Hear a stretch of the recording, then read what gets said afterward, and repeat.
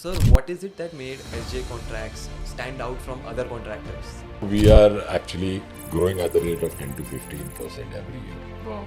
I think we already crossed about 1,000 crores. What are some skills which a civil engineer should develop in the early stages of his career to reach, top level positions in the future? How to deploy laborers? How many laborers are required to do a particular job? What are their sources? What are their salaries? What are their subcontractors' item rates? In the contracting business, what do you think it takes to make it in the contracting business?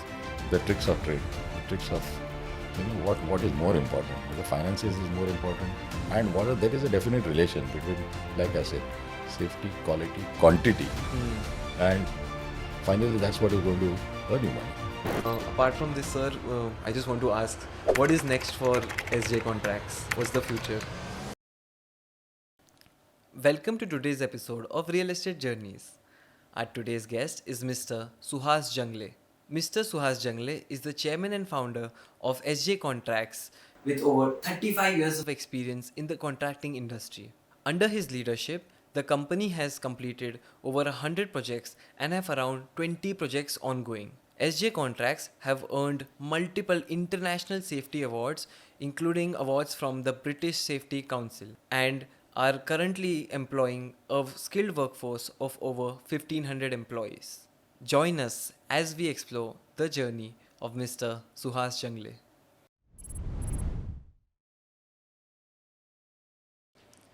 Hello, Suhas sir. How are you? I'm good, Ashwin. Thanks a lot for having me here. It's an honor to host you. And today's podcast is mainly for the civil engineer out there and someone who's aspiring to be a contractor or someone who wants to fast track their career in civil engineering. So, through your career, I hope that they can learn how they can, fast track their career. Fine, thank you. I mean, I will try and do my best to pass on whatever I have learned Yeah. and whatever guidance I can give to the young generation. Yeah, absolutely. So, to understand your journey better, we usually start from the beginning of it. So, that is your childhood. Could you tell a bit about your childhood? See, childhood, yes, I was born and brought up in Mumbai, in Dadar Shivaji Park. Did my schooling in Balmohan Vidya Mandir, which is near Shivaji Park. Okay. Then went on to do my college in Ruya College. Thereafter, I studied my engineering in IIT Madras. I Wow. was lucky to have been selected there somehow. And after graduation, we normally had campus interviews. So I happened to be selected in one of those in Gammon India Limited. And straight after my final exam, I joined Oh, Gammon India Limited. so being part of such prestigious institutes like IIT, did it help you to fast track your career or is it the reason why you are who you are today? Definitely, IIT career did help. It's you get a wide exposure. I mean, there are students from all over India, and you really get to learn a good technical knowledge. There is a lot of workshop, especially in IIT Madras. We had a very heavy workshop like carpentry, welding, smithy, then fitting jobs and so on. A lot of sports activities as well. And there is, in a way, a very healthy competition going on. So you have to be really at it, to complete your course in a competitive way. And that has definitely helped me, yeah. Okay. Yeah. And afterwards, you worked with various organizations, like you mentioned Gammon India, and Yes. post that I think even Toyo Engineering. Toyo Engineering, that's right. So, in your entrepreneurial journey, what were some key learnings that you brought from there? See, basically, I worked with Gammon for about 6, 7 years, 7 years, 8 years, and I was mostly associated to their thermo plant division at first at Obra in Mirzapur, then at Tripoli Thermal West Power Station in Libya, Okay. then at Trombe near Mumbai. That was a 500 megawatt unit. So I was associated with basically chimney work, turbine house work, boiler works, and various other coal handling and things like that. In my career of Toyo,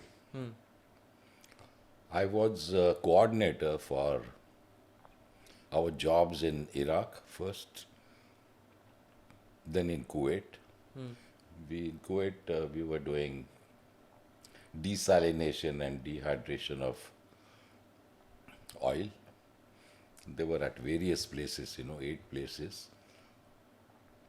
And I was chosen to be the coordinator there, who right from day one involved in planning, setup of that, then manpower planning, equipment planning, formwork planning, raw material planning. And what happens abroad is, when we are working outside India, you have to have a very clear, you have to be very clear about what materials you are going to, material takeoff is most important. The tools, tackles, equipment, because nothing is available last minute, you can't just go to market and, it's not available. You have to have a solid backup, solid planning for that. And that really has helped me. What were the key differentiators working over there versus working in India? Was it easier there or more difficult? See, I will put it this way. We were using, this was in, say, 1975 to 1985, I would say. We were using a lot of modern equipments, lot of modern and latest formwork systems, scaffolding systems. Every concrete was done with help of batching plant, transit mixers, concrete pumps, placer booms. So the whole idea was, whole scenario was that I really learned lot from it in terms of, what mechanization, what labor planning, what scheduling these people work with to get the best output using the best formwork. So I learned a lot from that actually.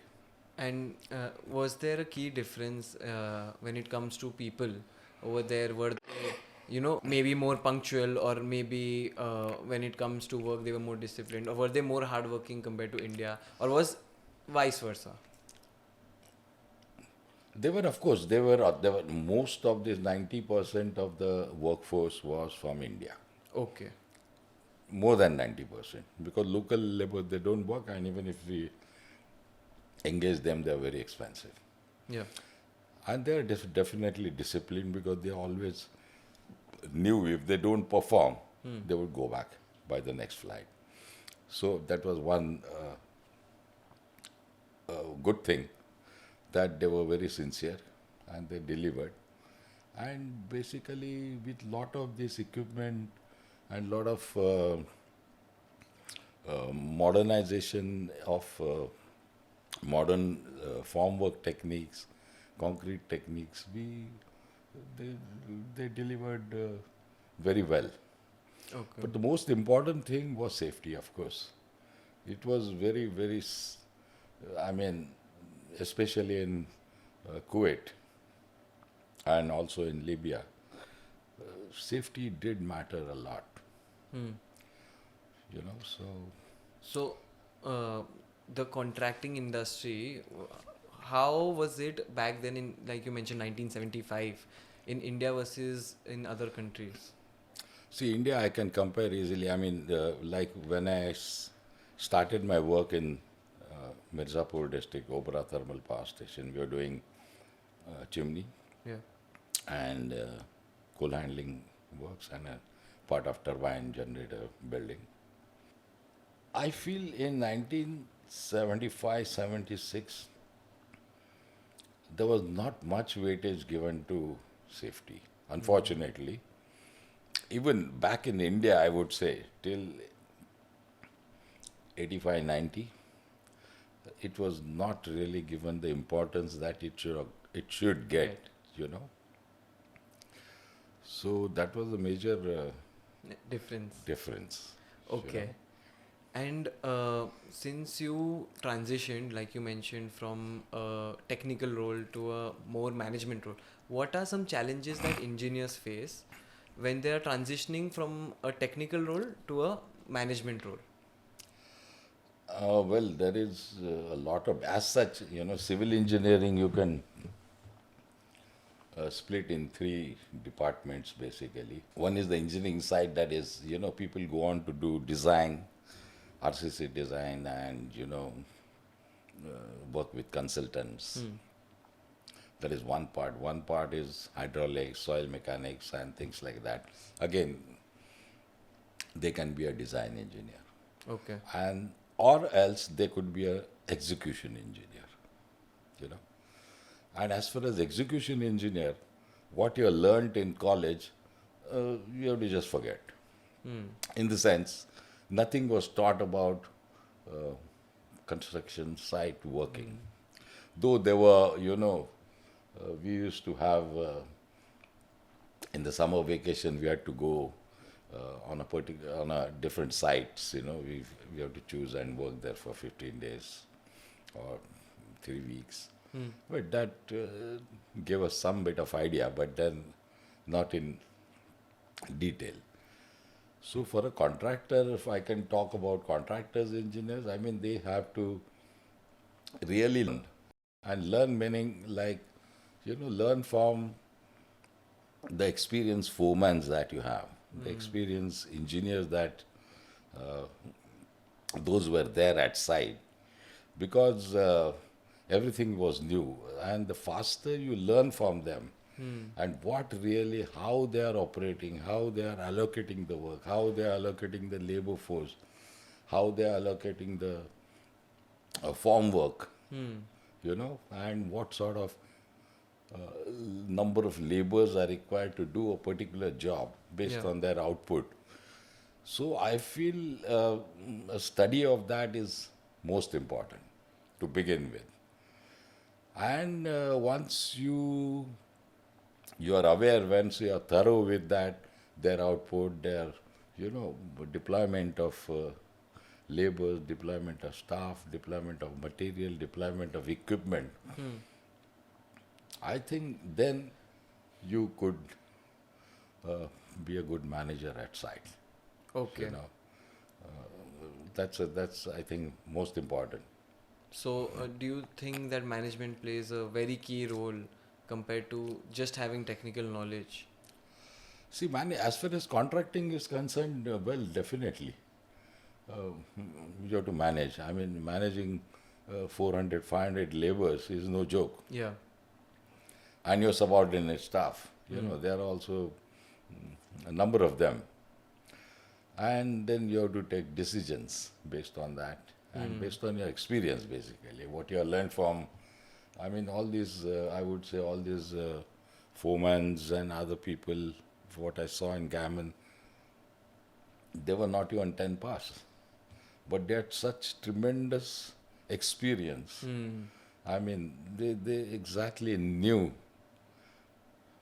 on their thumb, on their fingertips, Yeah. as to what exactly needs to be done for to executing particular job. So, if you wanted to hire someone, who would you rather hire? Would you rather hire someone with more technical knowledge but less management experience, or less ability to manage people, or someone with more management experience but less technical? No, see, what happens is, I mean, this is no inborn techniques. They have to learn. Yeah. Okay, so depending on um, how much time you have spent in this field, Yeah. you have to choose them. And you have to basically, because we have our own culture, they have to groom into that. So, for a senior engineer level, of course, you definitely look at how much he has worked, how much of experience he has, and technical knowledge as such is doesn't come much handy as far as execution is concerned. You know the basics, of course, basics are required. You know, we like where what size steel is there, where you put tension steel and whatever. So that is definitely required. But more importantly, they have to have a management skill. Management experience. You know, and as I said, they have to be groomed in your company. So it is better that you have a younger people whom you can train with a blend of senior people who can guide them, Yeah. and it has to be blended Blend of properly. both. You see, Correct, correct. Afterwards, after working in Gammon and Toyo, you started your own company. What inspired you to do that? well, I think I put in totally about 14, 15 years of experience in all these things, and I saw and fortunately, I got an opportunity to work with the most sophisticated systems in the industry. You know, Yeah, with Gammon also, and also with Toyo. Toyo. So, all cranes, batching plant use, pumping, placer booms, cranes, all electric tools, and so on. So, and I thought I could really start something on my own. And of course, I had collected enough data before that. You know, about, like I said, you know, you must know all this output, raw material consumption, and labor deployment, how to handle staff, more Yeah. importantly, you know. So that gave me a opportunity, and I got an opportunity here, fortunately, uh, to work in Pune Okay. for a for a residential project. It was given by Mr. Amar Manjrekar himself. He happens to be my relative, but then more than that, he trusted me, and I started from there, actually. So, which was your first residential project? It was in Hadapsar, Okay. and I started with one, and then went on doing more and more of this thing. But my basic interest were a very simple, small ground plus 4-story building to begin with. But my intention was to do heavy work, heavy engineering work, heavy industrial works, and I got opportunity for that also. I mean, I did one a good job for at Hadapsar, industrial work for Honeywell, and there further on I did a lot of industrial. I mean, I was not. I did, of course, all the works that belong to Amar Builders, and parallelly I was got an opportunity to do industrial works also. I bid for Okay. them, and you know, like I did a lot of breweries. Another person I would want to mention is, you know, I did my classmate from IIT Madras, Prakash Kane. So we did 4 5 years. We did lot many works together in Aurangabad, Nasik, Wada, Mumbai, Okay. and so on. While the work was going on here also, I could handle both. You know, I used to travel a lot extensively. So that's how it really began, you know. And then how did you keep getting more orders? So once it was reference initially, like you mentioned, and post that, how did you manage to keep growing and expanding your company as well, managing people as well? Well, getting jobs, I mean, the job, whatever jobs I did with utmost sincerity, I believed three things that I'd learned from Toyo and Gammon also: quality, quantity, mechanization, and safety. Hmm. You see, there's really are the key things in Yeah. this field. I mean, the safer workplace always gives you, there are many advantages. People are Yes. comfortable, workers are comfortable, your staff is comfortable, and they yield more. They give more output and hence more quantity And then and more progress, of course. yeah. With the and mechanization. Another thing was mechanization. I strongly believe that we have to have those, those were owned by Toyo and Gammon and that, but I must have of my own this sophisticated material, you know. Okay. So we went on buying a lot of it. We went to China. Of course, my son joined me in between, you know, in 2006. Okay. And we went to China, we went to Germany, we bought a lot of material from there in container loads. And then we did reverse engineering and fabricated them on our own here in Pune. Wow. And they were very, the quality was assured by using them, thing is, and that's what mattered, you know. And once you're doing a quality job, quantity job, Hmm. in a proper speed, in a proper way, in a safe way, I think there were more orders followed automatically. You Yeah. know, they could see the progress. I mean, like once I've done a project in, say, for POSCO or for Bristol or for people know that you are capable of doing that and with the trusted people. So that's how it goes.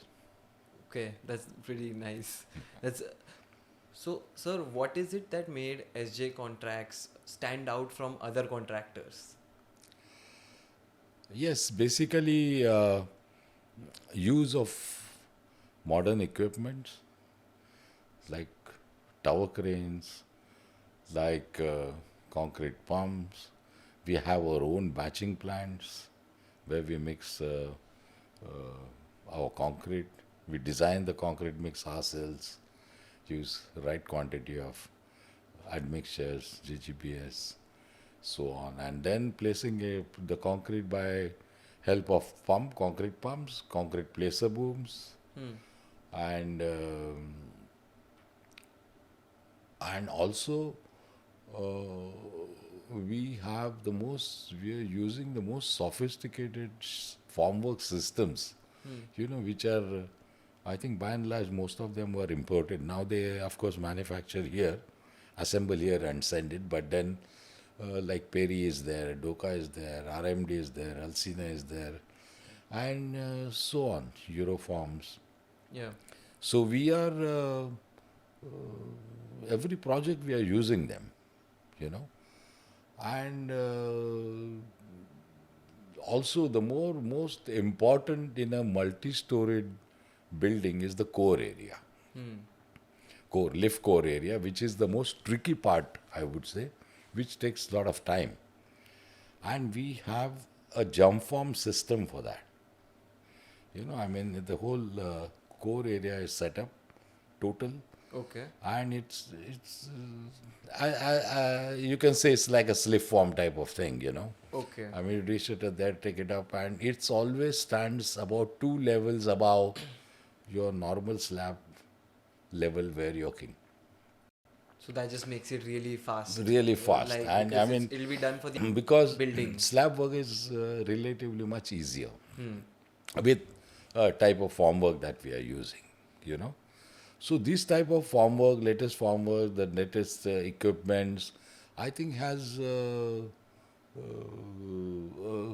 resulted in a definite good progress of work, progress of work in a safer way, Hmm. and also in a great quality job. Hmm. So probably that's the reason. Probably we have, and it's very, it can be visibly seen from anywhere that every fortnight you go across our building. I mean, the building has gone up by uh, a floor or two. Wow. Yeah. So I think that's the reason, I think. So, in terms of technology, what advancements have you made at SJ Contracts? See, technology as such plays a great role in construction industry. Yeah. I mean, it has helped us build more challenging structures, Hmm. you know, and then it has helped us in, you know, build them in a very safe and very quality conscious way Hmm. with great speed, great quality.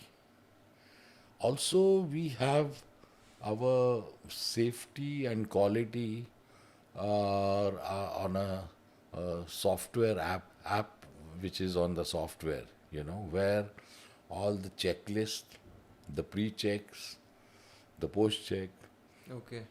the non-confirmatory reports, and the closures of that, Hmm. individual as far as safety and qualities are concerned. So those are all on app base, and which is passed on to our clients also. Okay. So, you Yes, share the reports with. absolutely, 100% we share them, and uh, they are also aware that things, if they are not going all right, and then how we are correcting it, how we are rectifying it, and Hmm. so probably that is one of the reasons why uh, I would say technology has really helped us. Hmm. You know. Any other apart from an app? So, I think you have developed the app yourself, No, of course, in-house. it's a we have developed, meaning, you see, we normally apps are available, but we Hmm. suggest them what all we should include, Customize what it all, according. it's a customized app basically. Okay. But that helps for our engineers also. Hmm. They all, even the junior engineers and engineers use them, and they are responsible Okay. to, update that Hmm. after every closure, Hmm. you know. So it makes a So lot it of has sense. helped you create a system within which you can monitor while sitting in the office ki Yes, we what is we going on at definitely that know site. how many where's the shortfall, where are the safety lags, where are the quality lags, and things like that. And we do question them, as to why it's not done, or when it's going to complete, and things like that. So how often are things updated on the app? Uh, Every week, okay. and it also reflects the non-conformities which are not attended beyond 1 week. Hmm. It reflects in that. That you need to update now. Yeah, and what is the current position, how many are attended, and how many are still lagging. It reflects that. So every week, generally, we update that. So as a business owner of a contracting firm, what are some key things you feel are important to monitor? See, key things to monitor are basically, um, as a contractor, first you monitor the progress, Hmm. which is but natural. Yeah. I mean, quantity is there, then things work, Hmm. then the billing is done. Hmm. But then parallelly, we must also look at quality Hmm. and safety, you know.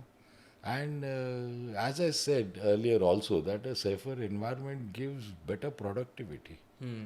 True. The laborers are comfortable, the staff is comfortable, and they yield more. They give better progress, hence better results as far as the quantity monthly billing is concerned. Yeah. You see? So, how often do you still keep on monitoring? Managing so many projects at once is so difficult. Yes. So, with so many ongoing projects going on right now, how do you, still manage all of them? See, what happens is we have basically a monthly review meeting Hmm. where all the site staff, including their general manager, project manager, their planning engineer, safety engineer, for each side we have a meeting here every month. Okay. And they are basically displaying their, you know, for the previous month. I mean, we have it normally from 2nd of a month to 7th or 8th of the month, particular month. For the earlier month, they give all the data, they give all the Okay. billing this thing, they give what are their shortfalls, what are the shortfall as far as head office is concerned, what material they have intended and not Received. issued Okay. at site. Everything is disclosed. Everything is, discussed. So that's a very healthy situation, I think. And they are also given a chance to say, ये नहीं मिला हमको, kind of. कि हमारे part से deal नहीं हमारे हुआ. हाँ, of course, so that is in that of course the billing figures and the next month's projections are also discussed, and what they want, any additional labor resources. Basically, main this thing is labor resource and material resource. Yeah. Plant, equipment, everything is there with them. The shuttering material, ample of them. We ensure that on day one only. But as such, nowadays labor shortage is tremendous, and the more mechanization we are doing, Yeah. it is helping us reduce the labors and getting a better output. True. You know, but still the labor shortage is there. You know, So, how does SJ Contracts manage to stay ahead of the curve? see, basically we have at SJ we have what do you call it's not just technical, but we have a purpose driven. Ours is a purpose driven organization, basically, and we strongly believe purpose, of course, is making my client's life happy and easier. Easier. That's the main uh, purpose, I would say. And we follow certain values. We have something called I care. Okay. It stands like I. Care is CARE. Care is first C is commitment, adaptability, respect, and enjoyment. So, commitment is, of course, commitment to external stakeholders, commitment to your own staff, from the junior staff to the laborers to the subcontractors. It's you have to have a Yeah. commitment in everything as far as schedule is concerned, as far as whatever payments are concerned, material is concerned. Then adaptability. We are open to change. You know, even an engineer says, no, sir, this is better done in this way than, we are open to that. No matter the designation. No matter. Even from client suggestions, we accept that. If it is, making any sense. Sense or. Yes, of Yeah. course. So adaptability is also very important. Respect, needless to say. I mean, respect is, very reciprocative unless you give Only then you respect, get. then only you receive respect. And respect to clients, respect your subcontractors, respect your laborers, your staff. And that's a, I think, very key factor Yeah. which you have to strictly follow. And E stands for enjoyment. Now, enjoyment is, I mean, this contracting industry is so bad, I would say. I mean, especially, engineers or workers or staff, they are working from morning 8:30, 9 till there is no time to go back home, actually. Yeah. But still, They work till 8, 8:30, 9, sometimes more also.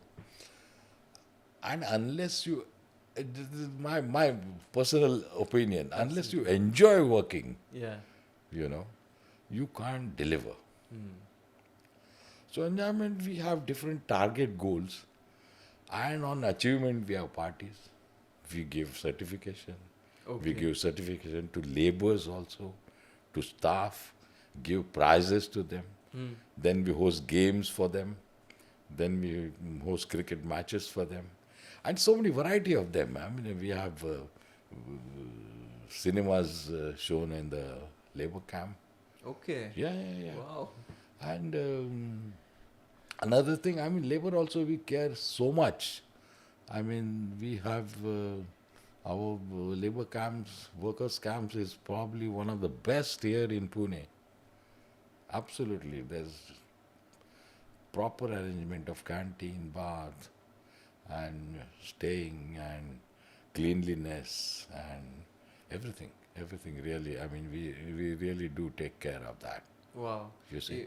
If you will take care of them and their houses, then Then they, of course you they have will to. give I better mean, output. Yes. yes, yes, of course. I mean, I've seen a worker showing our labor camp to his family in UP and Bihar. See, we are living here. You know, like I mean, it's much better than what they are actually Living. living back home.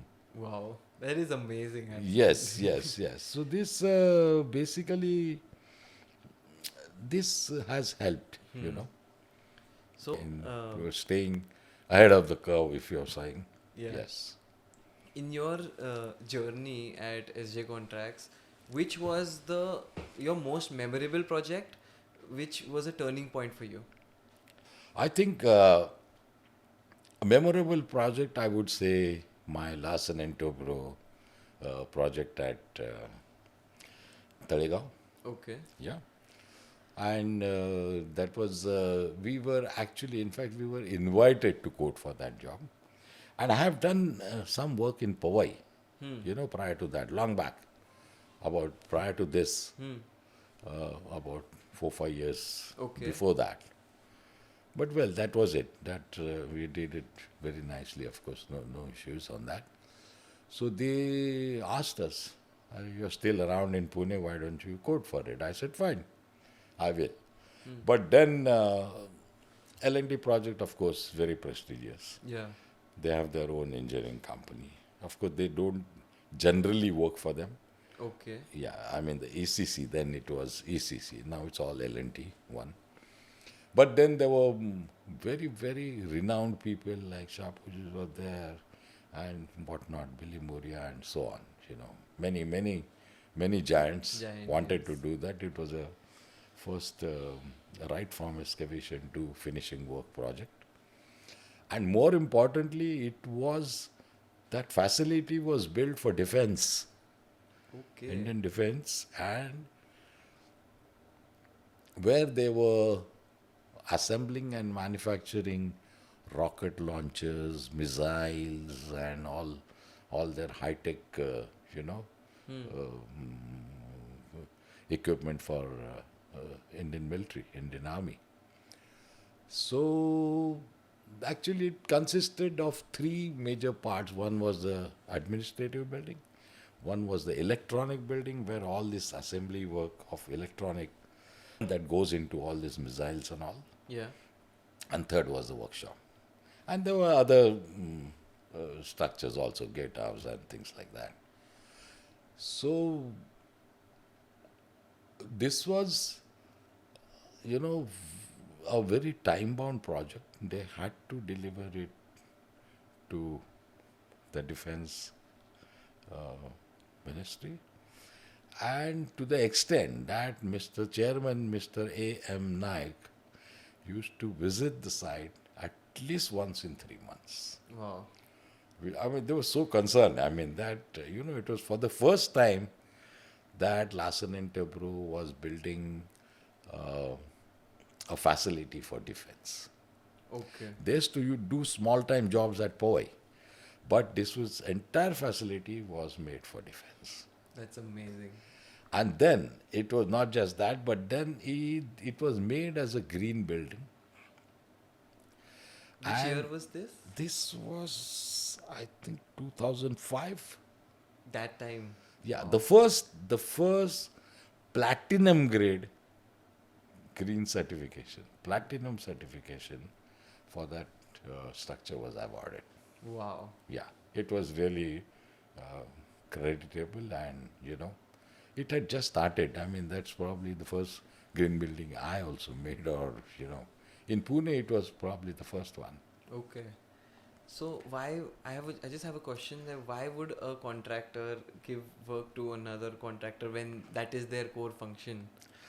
Well, it was very tricky for Larsen and Toubro to engage their own workers. Probably they had some issues with their workers and their unions and things like that. Could be.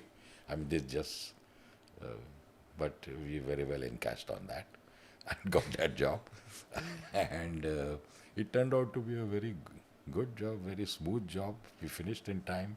Hmm. Uh, he wanted to, in fact, the prime minister then was to come for inauguration, but due to uh, Challenges. some challenges, he was unable to come. Okay. But then, well, I mean, that was a very prestigious project. And from there on, we got about 5, 6 works in Talegaon. We did POSCO work, we did Hyundai work, Hyundai equipment, we did Bridgestone work, and many medium-sized factories, Okay. you know. And industrial, what happens is, I mean, ours is probably one of these companies that we have both sections. One is the residential and commercial building type of structures, Hmm. and the second is an industrial wing, Oh. where we do industrial construction, Factories. factories and others. So when it was, there was about maybe 20 years ago, there was a lull in residential schemes, and there was a big problem. We did survive because of our industrial jobs, Hmm. you know. So we try to keep a balance between them. Of course, now is not so much. We have about 25% industrial jobs and 75% of commercial and residential buildings. Okay. So Yeah. have you done work for other contractors also? Like, Like you mentioned, you did work for L&T. So no, this was L&T, not we did not get a subcontract from a contractor. This okay. was a L&T Larsen and Toubro heavy engineering division Hmm. by itself. It was directly with L&T that we got the Okay. job. Yeah, That's even more brilliant then. absolutely, absolutely. It was quite a challenging for us, and we did that well. Finally, it turned out very well, and it was probably, I would say, it was a turning point, as you said, Yeah. as far as the industrial construction work was going on, and we did a lot of jobs thereafter, year on year. Okay. Yeah. So, sir, any specific projects across Pune which you think have really set the benchmark in Pune's infrastructure? Yes. There are many actually. I mean, firstly, we were the first contractors to do 110 meters buildings. We did for Castle Royal 7 buildings, which are Okay. 110-meter tall. And there, of course, I mean, it was challenge. And for the first time it happened, there were the first few 100-meter plus towers in Pune. But more than that, and in Amanora, we did one tower, Gateway Tower, Hmm. which was 150-meter height, and it was, well, a very cascading type of structure, Hmm. and the center core going up to 45 stories, and the floor height was more. And so that was a very, very prestigious project, which I think has Really put Pune on the map. put Pune on the map, yes. Because in Mumbai there are many Yeah. buildings which are much taller than this also. But for Pune, and we were chosen to do that. Because, see, 150-meter, I mean, there is a definite difference in the way you construct it. And so there was, in fact, a lot of competition that took place. I mean, they were seriously thinking of calling someone from Mumbai, Okay. yeah, to do that. But finally, we were able to convince them, and we did get that job, and we did complete it in a very, very safe and Timely. time bound and with quality and safety and whatnot. And since then, I think you have been doing Amenora's work. More. Aminora's work, we have been doing a lot of buildings there, but this particularly 150-meter tall, it had a core foundation of 3,000-meter cube, which had to be done in a single pour, temperature controlled, that is with ice water mixing and things like that. So it was a different experience. Wow. And taking it to 150 meters, see, the more the challenges occur in the verticality of a structure. So that has to be inside. Even for 100-meter tall building, verticality is very important because there are all these fixed glazings and things like that. So the structure has to be within tolerance of 5 millimeters. Okay. Yes. Otherwise, it's not good.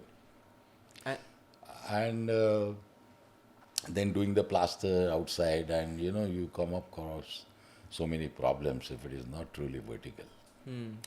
So we took that challenge, and at every floor level we had to do a total station survey of each column position, and then raise those columns Okay. to ensure that they are truly vertical.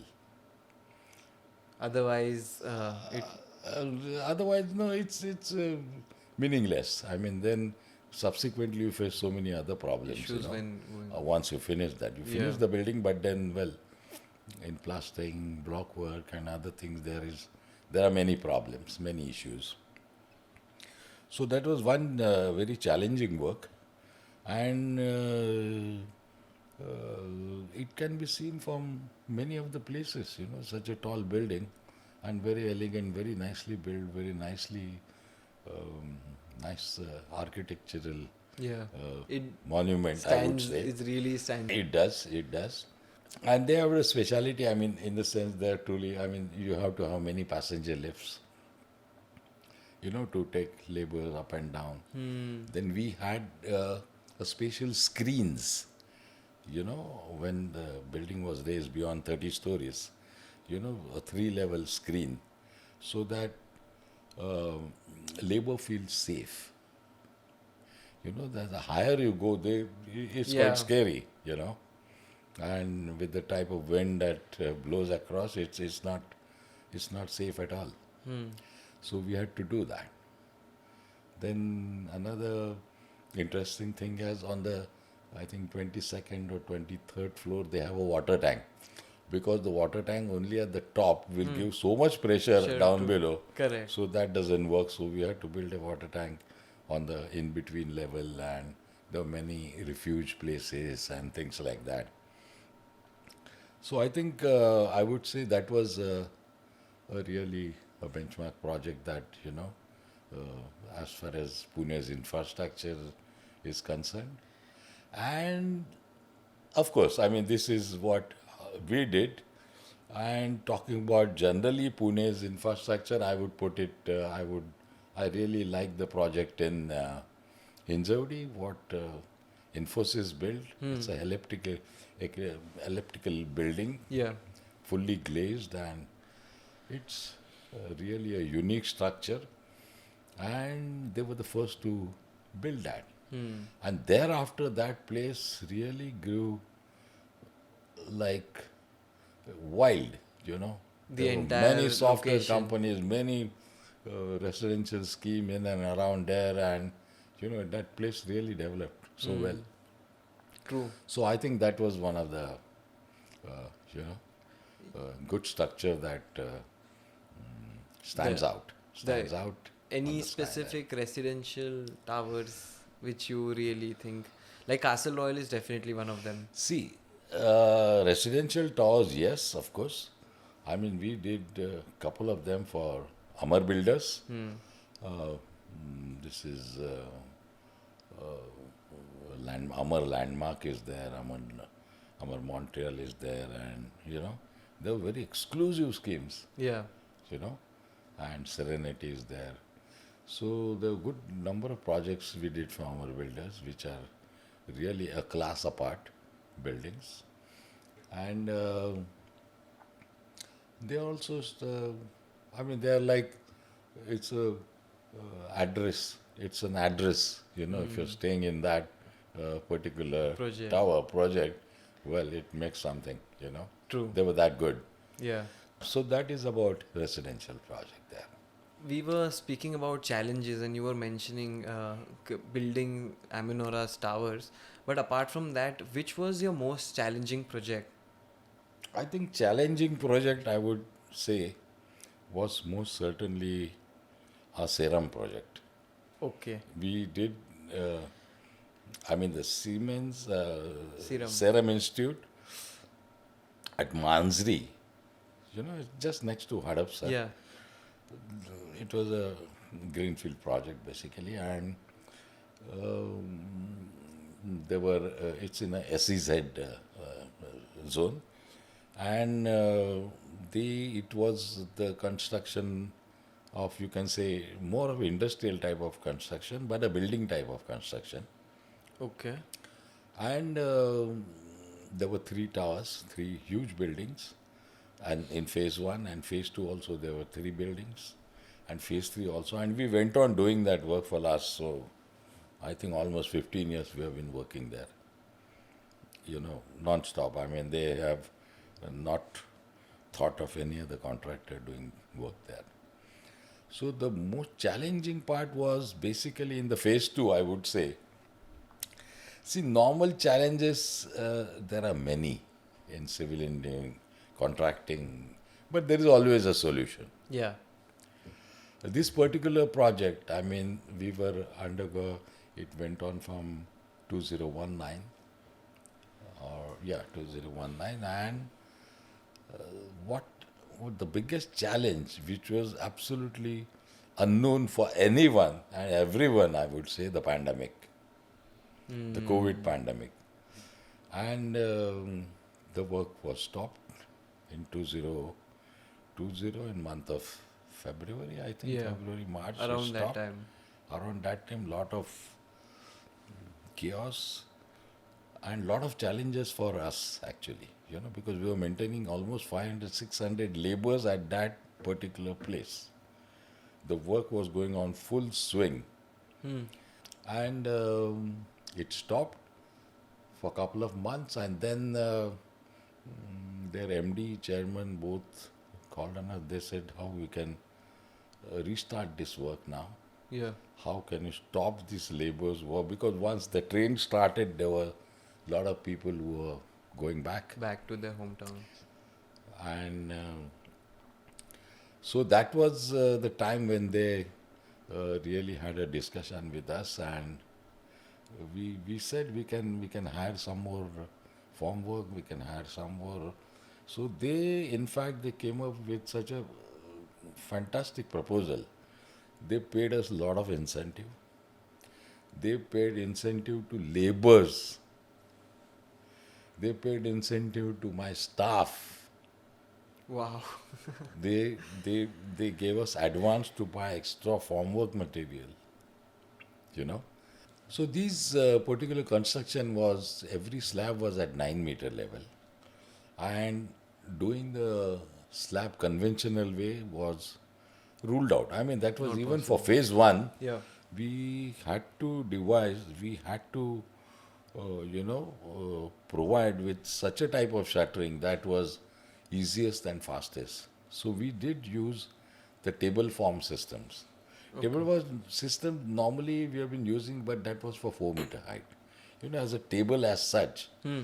of about um, 100, uh, 80, 100 square meter area goes up, you roll it out, goes up and sits again. So for a 9 meter height, it was probably for the first time we were doing that, and we manufactured that from Jindal tubes, Hmm. a special alloy, aluminum alloy. We designed that ourselves. My son did, and we used that. You know, and otherwise, normal conventional way, doing it with cup lock and then opening it, bringing it down, again raising it on the top, that project would go for more than 4 years. So this was the only solution. Hmm. So like I said, they helped us because, there were 2 floors remaining and they had to finish it fast Hmm. because they wanted by then they had already hit the vaccine. Yeah. And they wanted to do the production on the ground floor. So the building has to be complete, Yeah. because it's a, this is highly, very clean area, and all those norms are very funny norms of Pharmaceuticals. pharmaceutical manufacturing company. So that's why they were in a hurry, and we did that before the scheduled time. We completed that, Even in handed over, COVID. even in COVID. Wow. You That know, is and commendable. laborers did. I mean, they really helped us. They were very thankful to them and staff. And even during COVID, all my staff were at their service. You know, providing them ration. I think everywhere it was same, but then more so in this case because we had to supply them milk, water, vegetables, and whatnot, everything, ration, sub. So So we did complete that in time. That was the really achievement, and probably that's how I call it a very challenging project. Because other challenges, many other Yeah. technical, but there is always a solution. This case, there was no solution. This was something new for everyone, the COVID, and but still we managed it beautifully without any mishaps and so on. That is amazing. That is the major this thing. You mentioned common challenges. So, sir, what are some common challenges which a contractor faces on a, say, day-to-day basis? See, day-to-day basis, basically the main contractors face challenges from their subcontractors or their laborers instead, And of course, they are sometimes due to our negligence or the builder's negligence, or not negligence really, but your statutory affairs, the work gets held up. Then they claim extra, they claim idling claim, they claim many such this things. So that could be one of them. So you have to learn to tackle that, and instead we have to also make a claim to the clients. Hmm. But then it's not certain. So that could be one. Then labor just run away. Why? In Holi and Diwali and Dasera and it, they just disappear. So that's the major challenge. I mean, labor controlling is a major challenge for a new contractor. Contractor. We are somehow able to manage to an extent because we have many sites, about 20 odd sites going on at the moment. So we can always shift Shift from here to there. some of them, not all, I mean, but then, yeah, based on the priority and things like that. So that is a major challenge. Other challenges have solution in the sense, setting material not there you buy, or, raw material challenges are there. Sometimes people go on strike in quarries, and so those are beyond your control, really.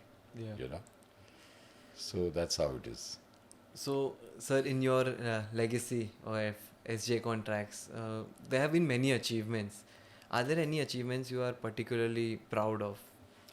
Well, achievements were many, I would say. I mean, starting from when I started, we were in a very small way. It was a very steady growth. I mean, year on year, we would aim to get 10% more revenue. We headed for that. So, achievements, I would say that was one of them, the turnover achievement. Then, achievement in terms of getting rewarded, Hmm. for what you are doing. And I would say for last almost 15 years, we have been getting awards for well-built structure from ESA, from BAI, from CREDI, and for well-equipped site, for safe practices, Hmm. for quality of concrete, every year, Yeah. absolutely every year. And so that was, of course, very, there were good achievements. Then also we got safety awards from British Safety Council, certification, but, and then we are also probably one of the very few companies who are IS 45,000 grade of approval, Wow. which is rare, which is not very common, I would say, in contracting companies. So that we have. And now we are also trying to do a ultimate safety award. It's called Golden Sword Award by British Safety Council. Okay. It's a very stiff and stringent rules they have, but we are trying that for 3 of our sites, and that would probably, their audit and things like that are intermittently happening, but the main audit may be in 2025 in February, Hmm. and we hope to get that. I think that would be really an achievement if we do that, because we do follow a very stringent safety practices at site. Undoubtedly, we do that. Is that one of the highest levels of It's award? it's most certainly the highest award anybody can get as far as safe working conditions are concerned. Wow. Yeah. That is amazing. So that is really is going to be some achievement if we get that. It's difficult, Yeah. but well, why not try? At least we'll, by virtue of that, we'll at least start following some good systems in our company, True. and that's what we are looking at. Apart from this, your company is known for its, CSR initiatives, and I think that's something very close to your heart as well. Yeah. So you've done various drives also for your birthday, a tree plantation drive. Yes. Yes. So could you say a bit about? Yeah, I mean, tree plantation, it came out like, working on a construction site. We cut so many trees, even with developers and also developers only. As a contractor, we don't have much scope to do that, but then they do, for roads, for making highways, for making big government projects. So I think it was, and it's always in the limelight that people are cutting trees here and there, and weather is getting badly affected in and around Pune. So I thought it was a good drive to start plantation. So on birthday, really, I mean, we started maybe about 7-8 years ago. Started from on my 65th birthday, and 65th birthday we did 650 trees plantation. We choose a hill, and not just plant it, but then we make sure that somebody is taking good care of them, Wow. and we ensure that they are, in a very healthy condition thereafter. And once it goes, just first year or two are important. Later, it just you don't need to really take much care Care of of that, that. So that was one this thing. Then another CSR activity, I would put it that, we built a school for a very special children, mentally handicapped children in off Bhugao, near on the Lavasa Road near Parangut, Okay. and it has 60 odd students, boys and girls. They were earlier having school in near before Bhugao, and it was just a shed, a tin shed, and they were that lady Kalpana Tai, she was managing it. Somehow they were not. It was leaking in the rains, and there was not good arrangement there at all by any means. And it was a co-ed. There were boys and girls both. So we happened to, on my farm happens to be on that road, so we observed that and we thought we should build something for them. And I constructed a building which was almost 12,000 square feet, which has a hostel facility for boys separate, for girls separate in the same building. Then they have a full kitchen, dining arrangement, for teachers to stay there, and there's a ground to play for them. And this was, of course, from our corporate, CSR activities, Yeah. And we are very proud that we were able to do that, and they are doing so well now, you know. So at least we could do something for No, giving back the is society. really important Yes. to the society. And I can clearly see that how passionate you are, to even do the same for your laborers, for your employees, for Absolutely. everyone else absolutely. around you. We do. It's a very free hand we use for that. Yeah. And so this was really a good work that I thought I should mention it to you. Wow. Yeah.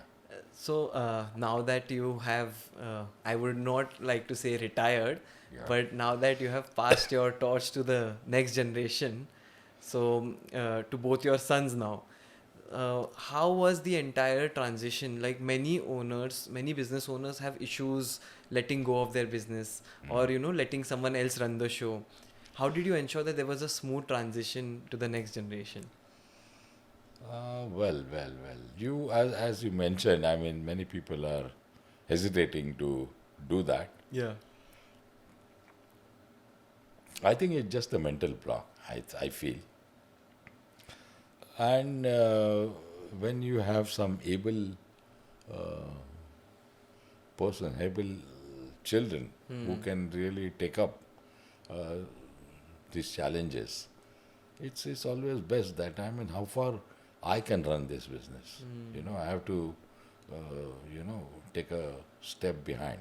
But then I would say it was a smooth transition in the sense because we were working together for almost 8-10 years, where I could pass on my values, my my principles to them. I think Yeah. that was one big thing, and they have really adopted it very well. And then I would say they are handling it very well. Not just that, but they are doing better year after year. So, I What think else it's- would you? What else do you want?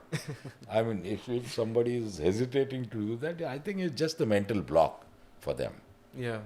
you know. And the children can do better, and as they have done in our case also. That is amazing. Yeah. Sir, what is the importance of relationship building and maintaining in the contracting business? Well, I think relationship has a lot of weightage.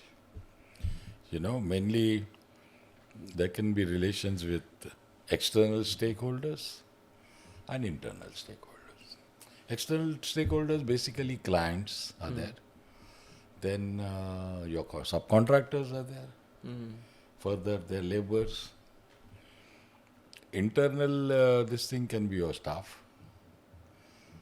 Your basically staff and senior staff, junior staff, staff to all level. And relationship, I would say, as far as external stakeholders are concerned, we look at client as, when we take up a job, we look at it from our long-term association with him. You know, I mean, we are committed to do his work. That is one, in the best way, safer way, with quality, safety, and quantity, completing in target. But the situation must be something like this: that end of the project, he must come and tell you, okay, please do my next project coming up.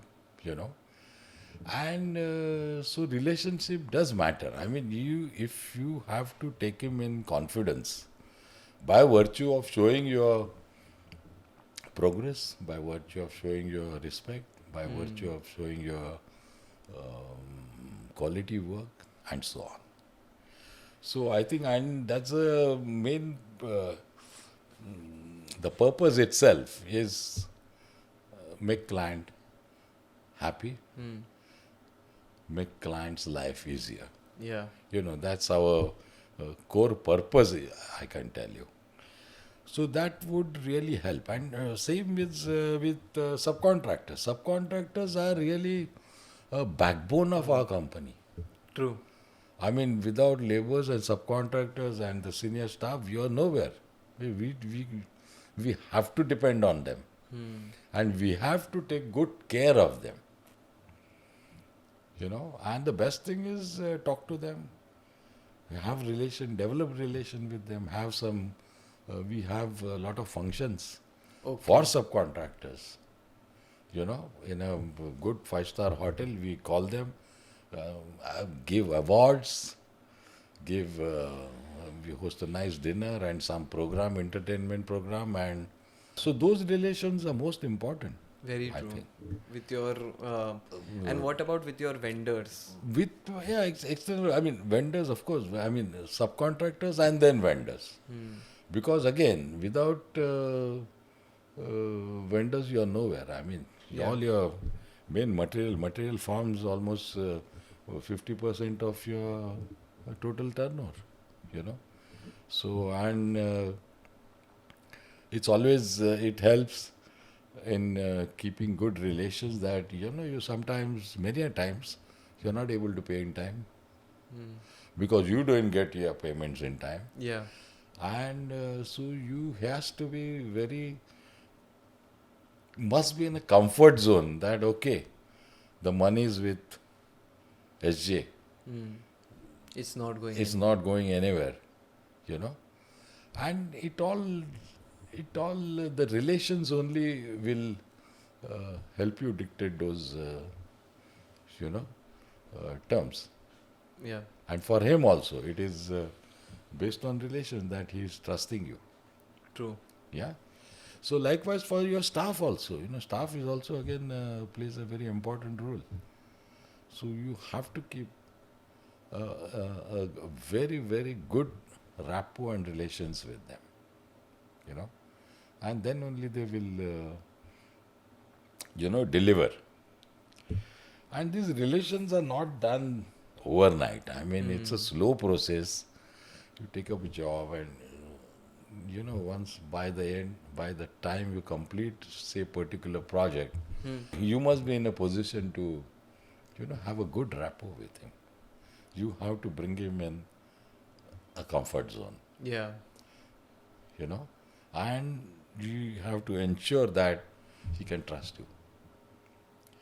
So that way it definitely helps. And then only you can get repeat orders from them. So Relations itself. So your mantra would be to deliver to them on time, to update them regularly, Absolutely. and let your work You have to be very transparent, Hmm. In doing this. Even like I said, all our safety, quality, and they are app based, and we share with them. So this is a lot of comfort level for him. That okay, I'm saying It helps. I've done wrong here, and I'm correcting it, and it makes a lot of sense. True. Yeah. In the contracting business, what do you think it takes to make it in the contracting business? I'm asking this from someone who really wants to start his own contracting business. So for him, what do you think it really takes to make it in this industry? Well, if he's from an engineering background, Yeah. he knows at least he knows about civil engineering. I would say contracting is something a different ball game. I mean, but related to technical this thing also. Yeah. So for him, he basically has to learn, you know, the tricks of trade, the tricks of, what is more important, whether finances is more important, and there is a definite relation between, like I said, safety, quality, quantity, Hmm. and finally that's what is going to earn you money. So I think that is, he must learn that, you know. And then probably he can survive in this industry. Okay. Yeah. And in terms of say working and all, what do you think the contracting industry? How is it like? So, is it going to be easy work if I am someone who wants No, no, to no, no, work? no. See, contracting work is probably uh, is the hardest part of uh, civil engineering divisions. We talk about design engineers. Yeah. We talk about engineers appointed by builder to keep a supervisory level, check level, or from consultants checking the reinforcement and things like that. Quantity survey, quality survey. But contractant, he is the one who is really making things happen at site. He has to get the work done through labors. And hard work is inevitable. There is no substitute to it in Like this Indira industry. Gandhi said, there is no substitute to hard Hard work. work. You have to. And not just bull work, but hard work done with some specific goals, Purpose, to yeah. learn. You're learning at the same time. Hmm. No one is complete. Even I have to learn many things, even today.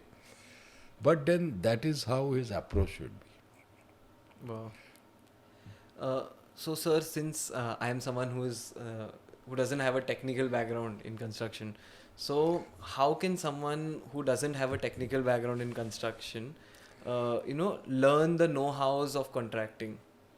Yeah. I mean, if you see in the real estate Yeah. today, many of the developers, they are not engineers.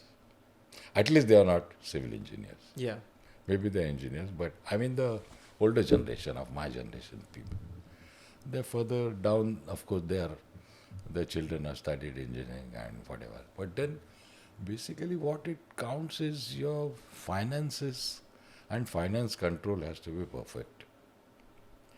Civil engineering is very simple, it doesn't require much skill, doing a construction work, because you can appoint engineers. Hmm. You can appoint them to do your technical bit of work. Of course, you should know something. Yeah.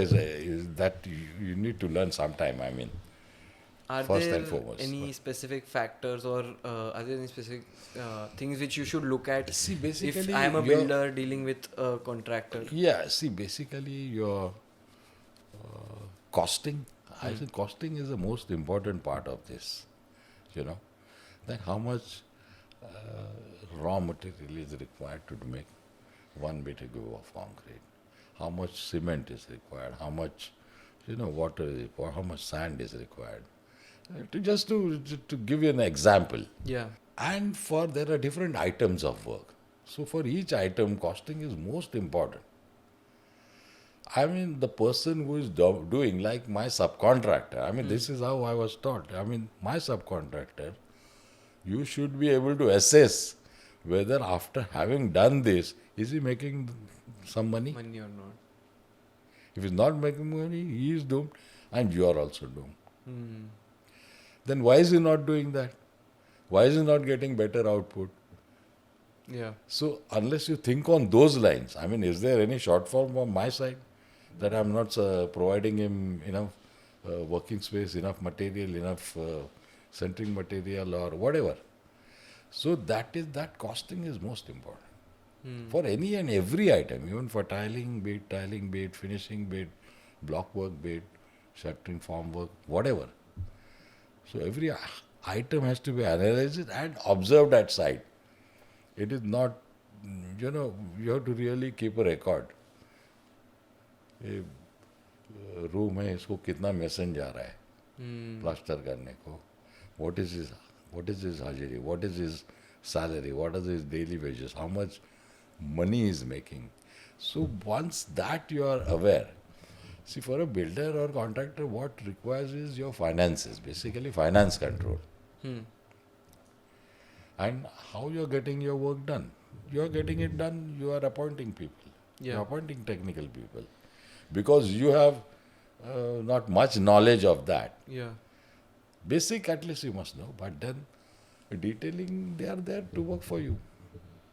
So, for a builder, uh, what, like the technical knowledge, you said basic. So, can you define, like you mentioned costing, you mentioned your finances and know-hows of the contractor or the subcontractors. Apart from these, are there any other factors which you think are important for a builder to analyze? Builder to analyze, I mean, see, basically from a builder point of view, from a real estate developer point of view, yeah, the potential of a particular project. How much you're able to sell. Yeah. What is the potential of a particular area? That what sort of flats, whether 2 bedrooms are selling more or 3 bedrooms are selling more or a studio type of apartment are selling more, that is one aspect. And then time frame is again the most important. The earlier or timely completion will make you earn profit for sure.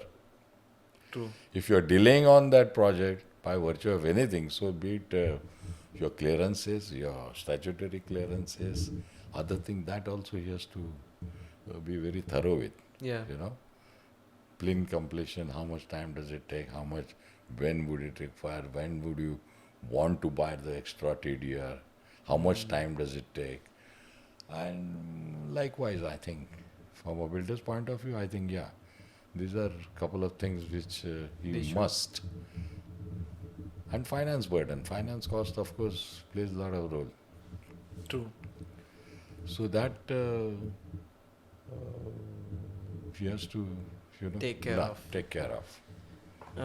Since you're a civil engineer yourself and you have already worked across, the industry in industrial, residential, commercial, what are the key differences or what are the differences between civil engineering and actual site execution?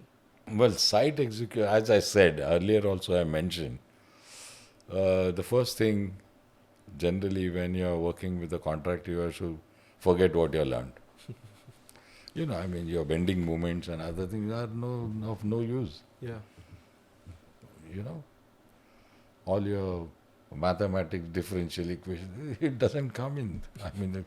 For last 60 years I have never had any, you don't make use of that. What you have to learn is the site function, site management.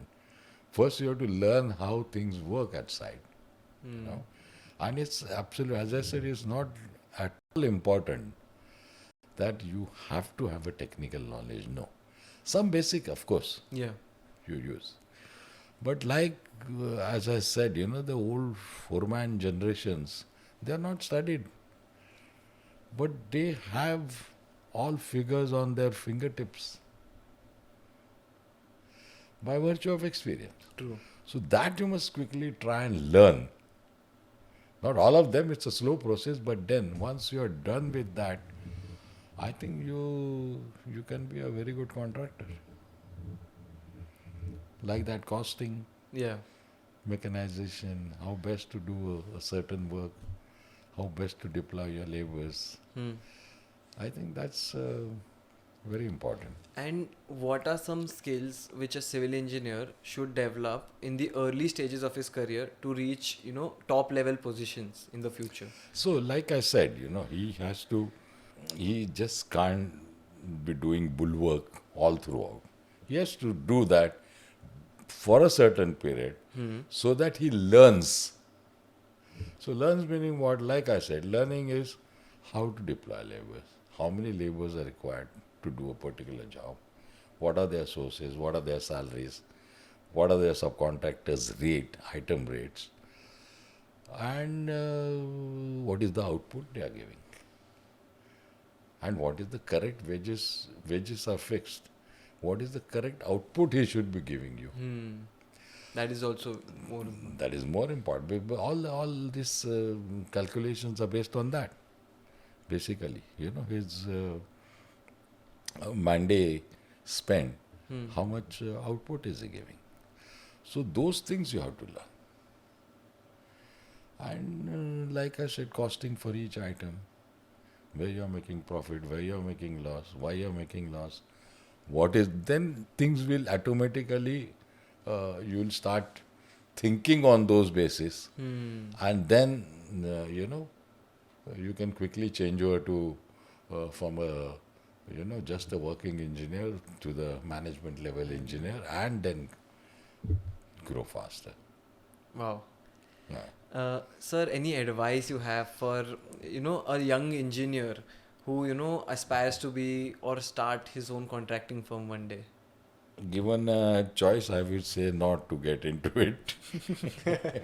Sorry, but then, well, it's not easy job, of course. Yeah. And because you have a lot of liability of labor, liability of staff, liability of your idling equipments, farm works, everything. So best is, as I said again, I think it's quite repetitive, that he has to learn those. He has to learn basically deployment of labor, deployment of correct equipment, deployment of correct formwork systems, choosing right staff, choosing right subcontractors, and that's the trick of the trade, I think. And then he can be a good contractor. And advice for a young engineer who say, since you all also hire so many engineers or even Yes. freshers in your own company, what advice do you have for such young engineers who want to, grow in such contracting businesses or say at real estate developers? See, growing for him, it's a clear indicative that how much progress he is delivering. Yes. Basically, is related. I mean, I would gauge him that way. That what were his commitments to your client, what were your commitment to client, and what are his commitments, and how much he is succeeding in that. So he has to ensure that, basically that he has to look at it from his, as if it's his own company and he's working for that. So unless he get into that position, an engineer, he won't succeed. So take ownership of Absolute your company. ownership of the job you're given, Yeah. and ensure that those are your boss's requirements are fulfilled, and hence your own requirements are fulfilled. You feel happy that you have completed certain things Yes. on time. Feeling of accomplishment. Feeling will of definitely be accomplishment there. is it can't be anything better than that. So I think that's what he needs to do.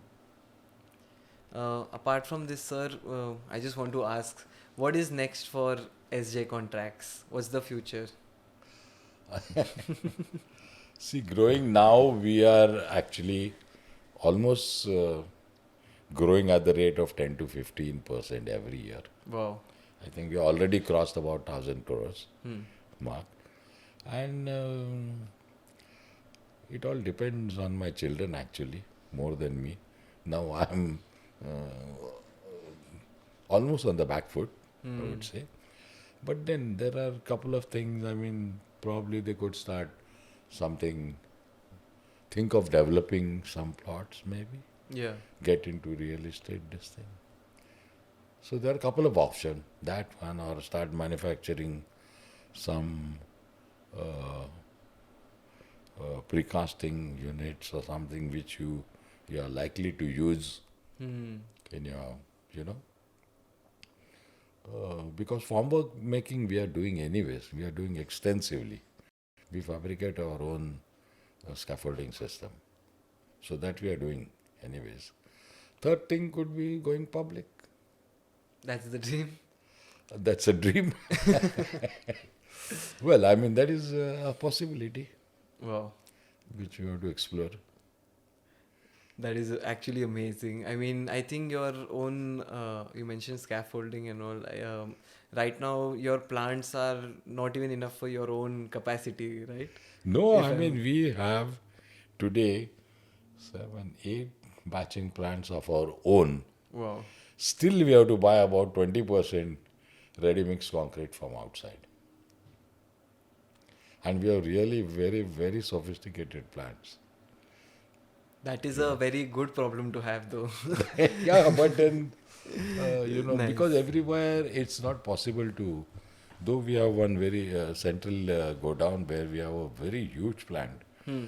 which is makes a batch of 2.25 meter cube per load. Hmm. Hmm. It's the biggest, Hmm. I mean, to be used in this type of contracting firm. Wow. And other sites also, depending on size of it, we set up a plant if there is space. Okay. There is always a challenge that there is no space, so we have to depend on, you know. Well, I wish you all the best. I mean, not that you need it, but Well, of course, we need. still, it was an honor, sir, to have you here on my podcast. I learned so much about contracting and, so many just technical things. And through your journeys of experience, I really hope that even a young engineers, they choose contracting or they, grow in their own fields quicker. So thank you so much, sir. Thanks a lot, Ashwin, Yes. for having me here and allowing me to share my views. And I think you are quite happy about what I've Yes, yes, talked. absolutely. Yeah. And let's see, people take my advice. Great. Okay. Yes. Thanks a lot. Dear. Thank you.